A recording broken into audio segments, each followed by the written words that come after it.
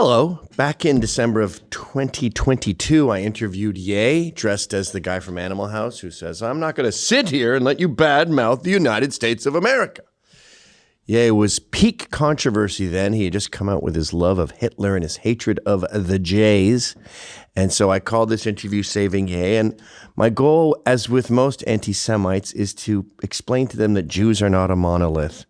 And I know that your trainer and your agent and your manager screwed you over, but that doesn't mean that every Jew you see is like that. I brought up an analogy using African-American gentlemen, and it didn't work in what is one of the most exquisite pieces of comic timing I've ever been a part of.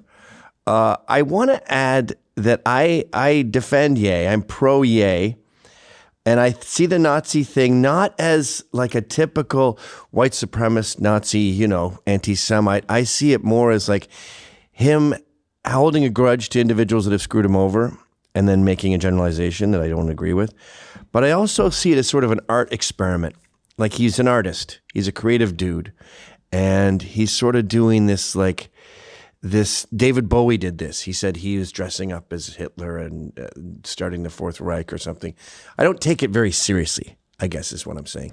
So let's tune in to one of my 5 most viral moments of my life.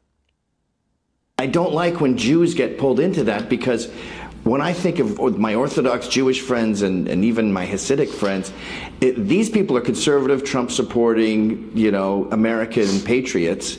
And the Jews that are getting lumped in with this sort of ethnomasochistic cultural suicide tend not really to be Jewish. I call them ginos, Jews in name only. It's liberal elite whites you should have a beef with. Yeah, but I lump them all in together. That's what I did. That's good. That's why the tweet said that, Jewish people. Okay. But this trait, blacks are overrepresented in violent crime. But when you meet an individual black person, you don't apply that. You start with a fresh slate every time you meet someone. Do you do that with Jews? Nope. This intervention isn't going very well. I don't like when All right, Jews... that's it. He didn't really like me when we first met. He's very wary of outsiders, which makes sense. So is Nick Fuentes, actually. And you understand that. They both had death threats and had their lives destroyed in many ways. He really got mad when he said, "Do you think I could win the presidency?" I go, "Oh, I thought that was all an art project. No, I don't think you can." But then we started making sex jokes. And excuse my noticing of a pattern, but I found with black people, when we joke about sex, it tends to be a bond thing. He said, "I don't masturbate because I'm a Christian now. I follow the Bible, but I got to get laid. I got to get married." Very romantic, isn't it? And this angle, there's these paparazzis in LA who are scum. There's a whole hierarchy. TMZ are like the elite pops, but then they pay like gangsters $100 to go shove Justin Theroux when he's with Jennifer Aniston or something, and then get a picture of him falling. That was one of the guys who was harassing Ye. Instead of Ye beating him up or telling him to get lost, he hired him.